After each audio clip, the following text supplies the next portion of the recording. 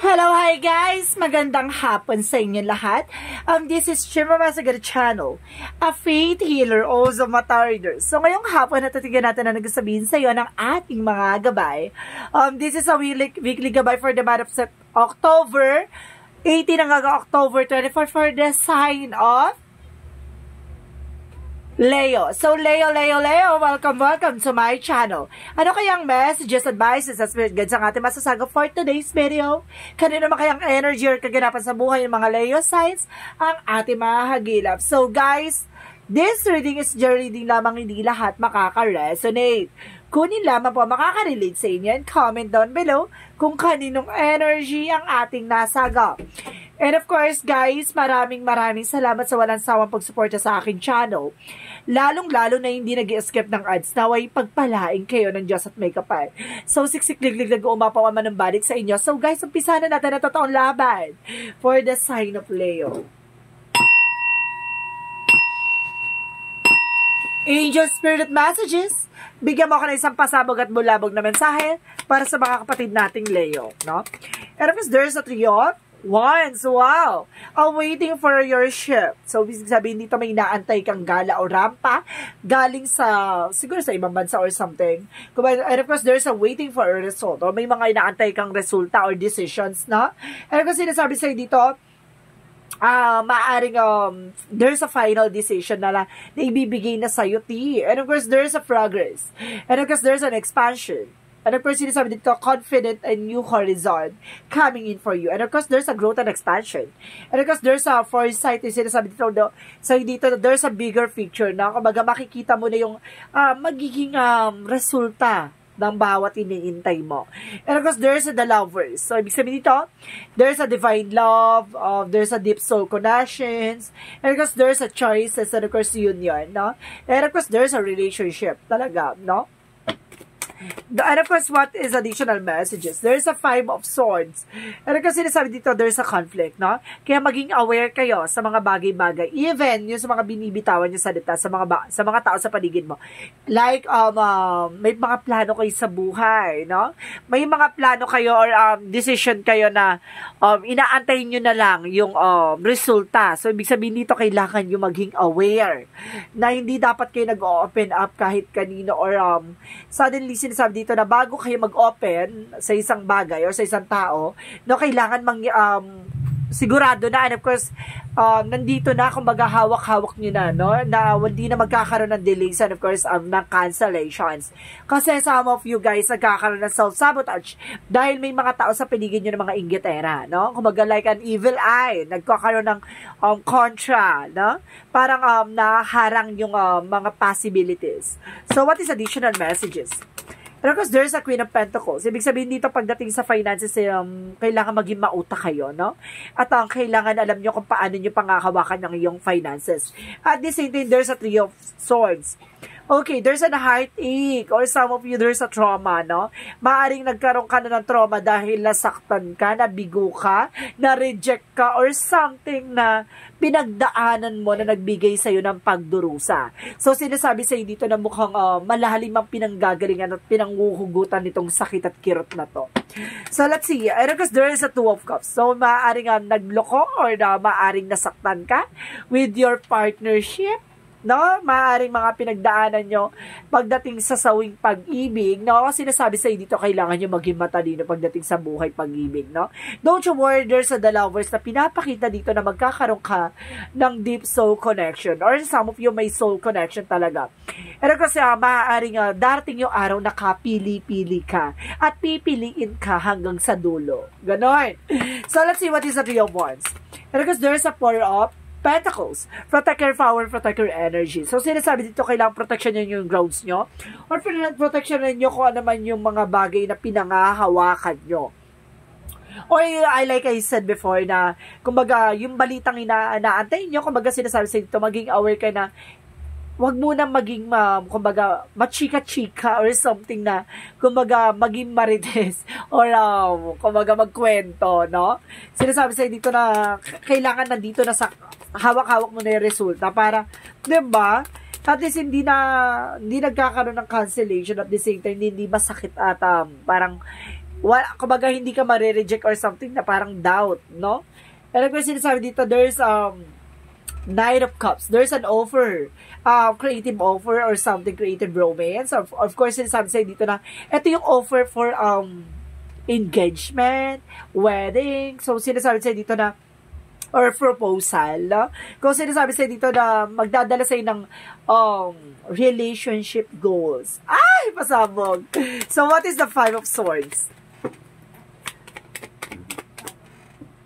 Five of Swords is the Ace of Wands. So, this is it, no? Kumbaga, nakuha mo na yung tamang timing, at the same time, there's a new project coming in. Kumbaga, magkakaroon ka ng mga panibagong ideas, request informations. Kumbaga, sinasabi sa'yo dito, mukhang tumatalas pati ang inyong ambitions, no? Kumbaga, nakakapag-create ka ng mga bagong ideas. At the same time, there's a new opportunities coming in for you. And of course, let's see what is additional messages for you.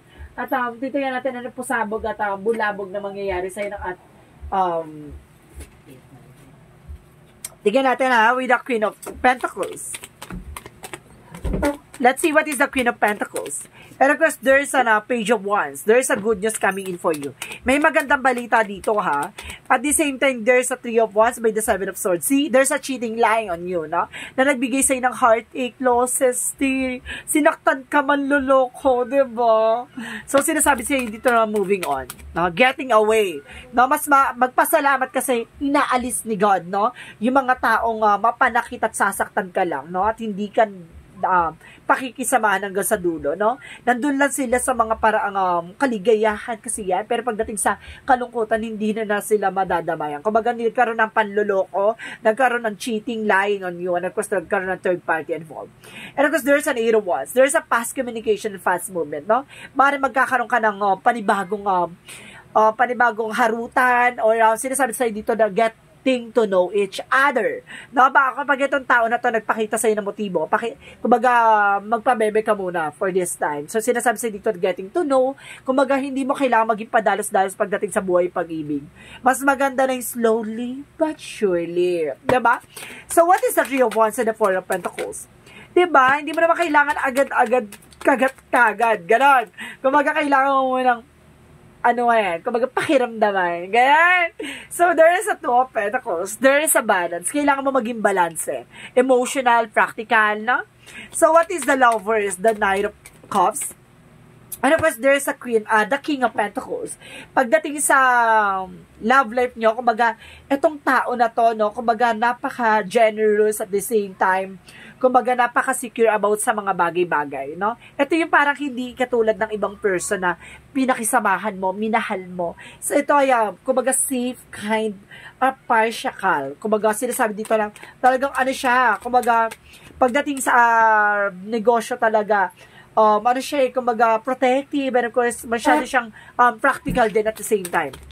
So, there's, information na sinasabi sa dito na there's a Tower moment, and because there's a Temperance. So, there's a perfect timing, no? Kumbaga, there's a sudden changes. May mga bagay na pagbabago sa buhay mo na kumbaga, nagkaroon ng conflict, pero at the same time, diba? Parang, ito yung parang ginising ka sa katotohanan by awakening moment, no? Healing. So, what is the Queen of Pentacles? And of course, there's a Page of Wands. So, sinasabi sa'yo dito, there's a the Hangman, no? Kumbaga, a new perspective, no? Kumbaga, sinasabi dito, good news na magdadala sa'yo ng panibagong eksena, and of course, panibagong thoughts, rather. So, what is the Three of Swords and the Seven of Swords? And of course, there's a Knight of Swords. Kumbaga, pabilis ng mangyayari nito, no? Kumbaga, ito na to, kumbaga, sinaktan ka, kumbaga, niloko ka, pero hindi pa yan ang, kumbaga, wala ka pa sa exciting part. Sinaktan ka lang ng mga tao na yan kasi part yan ng pagbuhay mo na maranasan mong mabigo. Pero, maraming oportunidad na papasok sa'yo dito, no? Kumbaga, sinasabi sa'yo, maging aware ka para sa susunod na magkakaroon ka ng relationship, hindi gaanong masakit. Diba? Lokohin ka, saktan ka, iwan ka, pero at the end of the time, natuto ka. Ganon. So, what is the Two of Cups and the Lover? The Eight of Wands. So, and because there's a higher path, a lesson learned. Diba? Kumbaga sa hamon ng buhay, sa mga pagsubok na pagdadaanan mo, hindi lang tungkol sa love life, sa career din, gano'n, no? Maraming rejection, maraming betrayal.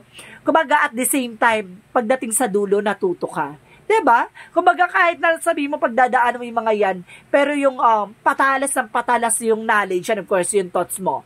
'Di ba? Doon yung nakakakuha ka ng ng opportunities, 'di ba? Na matutunan yung mga bagay-bagay na 'yon. Pero at the same time, sinasabi sa dito na kumbaga humahasa ka na sa pag-visualize ng mga tao, 'di ba? At the same time, kumbaga at least nalalaman mo na yung mga iba't ibang uri ng tao at iba't ibang uri ng mga attitudes. At the same time, sa mga susunod na relasyon mo, 'di ba? Magiging ka na, 'di ba? Magiging mauta ka na at the same time magiging puso mo, kumbaga nandoon na tayo sa pagmamahal. Pero at least magkakaroon na siya ng kumbaga balance, no? So let's see what is the outcome. Let's see what is the outcome. Ang outcome is the Four of Swords. Listen to your intuitions, no? Kumbaga, alisin mo daw yung fear, and of course, the anxieties, and of course, depressions. Kumbaga, yung mga yan ang nagdadala sa'yo ng negativity. At the same time, there's a Knight of Pentacles. Ibig sabihin na slowly but surely. Diba? Hindi mo naman kailangan maging, kumbaga maging padalos-dalos o madaling yung isang bagay, no? Kailangan mo, kumbaga kung gusto mo yan bagay na yan, mag-commit ka dyan, pero at the same time, kailangan nakatutok ka dyan, at the same time, kailangan, kumbaga, grounded ka dyan. Ganon, kumbaga, alam mo yung dapat yung limitations, alam mo dapat yung grounds mo, at the same time, alam mo dapat sa sarili mo kung saan ka lang, diba? Ganon, kumbaga, respect, patient, diba? So, let's see what is additional messages. Pagdating sa career, there's a Ten of Wands. Maraming obligation, maraming responsibilities. Sinasabi lang sa'yo dito, there's a Three of Cups, there's a celebration. Ayun yung kailangan mo. Nagkakaroon kasi ng burden kasi dahil dito sa mga celebration na tuloy-tuloy. Kailangan alam mo sa sarili mo kung hanggang saan. Kung kumbaga may mga birthday parties or something, hindi mo kailangan gumastos ng bongga dyan. Bagkos, kailangan mo magtipid at kailangan mo isipin yung mga susunod na gastusin mo. And kasi kailangan natin iniisip mo dito yung karagdagang kita sa'yo or resource of income. Na padagdagin mo yung resource of income mo, hindi yung padagdagin mo yung gastos mo. Diba? So, let's see what is additional messages. For chakra messages. For chakra. Because there is a destiny. So, ibig sabihin dito talaga naka-destiny talaga yung mangyayari sa'yo. At the same time, there's impasse na may mga taong humaharang ng pag-unlad mo. No? May mga taong humaharang ng mga good blessings sa'yo. Ibig sabihin dito, yun yung mga negativity. Kumbaga, marami talaga sa yung inggit, ano ko, hinaharang ka. Na maaaring binigyan ka ng pampamanas nito, kailangan mo lang mag-cleansing, ha? Mag-cleansing ka. So, what is additional messages? Archangel Raphael. Laughter is the best medicine. Ibig sabihin dito, kahit na sa dami mo pinagdadaan ng problema, sakuna, kumbaga sakit ng ulo, so sinasabi sa'yo dito na panatiliin maging masaya, no? At palaging piliing kumbaga maging masaya kung ano man ang meron ka, diba? And of course, there's a fear. Alisin mo lang yung takot at pangamba mo. Kasi iba pa rin yung nadulot ng saya at kaligayahan, diba? Kasi lahat ng, kumbaga na-enhance yung stress mo, kumbaga nare-relief, brother, no? Nare-relief, yan. And of course, there's a clock. See? Need times takes time. So, ibig sabihin, kailangan talaga ng oras at panahon. May mga bagay na hindi pa napapanahon sa'yo o wala pa sa tamang pagkakataon, diba? Pero when the time has come, sinasabi sa'yo, kumbaga, nandun ka na sa momentum na yun na kailangan mo i-grab yung opportunities. So, let's see. There's a stability. Don't you worry, there's a flow, no? Kumbaga dadalo yun na raw yung magbibigay sa'yo ng stability. And of course, sinasabi dito, there's a distance, retreat or time out. Ibig sabihin dito, kailangan mo kumawala sa mga negative thoughts, negativity, toxicities, no? Marami kang toxic sa paligid mo. Kaya mag-ingat ka. So, let's see what is additional messages. Additional messages. And of course, there's a star family, call in support. So, some of you, kumbaga ang family mo is a full support for you, diba? So, let's see what is additional messages for Archangel Michael. So, why Archangel Michael messages? And of course, make a commitment. No? Kung gusto mo talagang matupad yung mga pangarap mo, mag-commit ka dyan. Diba? Kumbaga, mag-focus ka dyan. And of course, go forward fearlessly. Kailangan mo magpatuloy na walang kinakatakutan, walang kinikilingan. Diba? Parang ganon. So, let's see what is the Jesus loving quotes. So, Jesus loving quote said, what is the Jesus loving quote said? Let not your heart be troubled, neither let be afraid. Pwede kang matakot, no? Pwede kang mangamba, pero wag mong hayaan ng puso mo ang maduwag, no? Kumbaga, sinasabi sa'yo dito, mas piliin mo yung puso't isip mo ang masunod sa mga bagay-bagay. Diba? Kumbaga, kung ano yung sinabi ng puso mo, kung ano yung sinabi ng instinct mo, na pinagkaloob sa'yo ni God, sundin mo. So, what is additional messages for angel's number? What is the angel's number? Angel's number, there's a 10-10. I am patient. So, ibig sabihin mo, kailangan mahaba ang pasensya mo dito, T. Keep your thoughts positive and be patient. Everything is working out of your highest good. Trust that your angels are working behind the scenes to help you. So, ibig sabihin dito, ginagabayan at talagang pinoproteksyonan ka ng ating mga angel spirit. Kailangan mo lang talaga pagdaan at kahabaan ng pasensya mo, no? Na life goes on. And of course, waiting for a time, no? Na para sa'yo. And of course, there's a dance of the rhythm of life. So, sinasabi dito, today I find the joy in my heart. I lighten up my heart by releasing what I no longer need. I align myself with who I am and gently acknowledge who I am not. I am grateful for what I possess and I am at peace with what I do not. I appreciate and accept my life as it is. I live according to the will of God. In this way, I dance with the life and see the magic of love. Ibig sabihin nito, hinahayaan mo na lang dumaloy sa sarili mo mga palad, no? Ang mga bagay na mangyayari. Pero, kailangan mo munang pag-isipan at kailangan mo talaga maging mahinahon sa bawat decision mo at kailangan mo na i-release yung mga bagay na alam mong hindi makakatulong sa'yo at hindi magsiserve sa'yo sa huli. Now, be wise and of course, be patient sa lahat ng mga pinagdadaanan mo. So, guys, this is weekly gabay for the month of October 18 hanggang October 24 for the sign of Leo. So, Leo, maraming salamat for your wonderful reading and see you in the next video. Bye-bye and babush!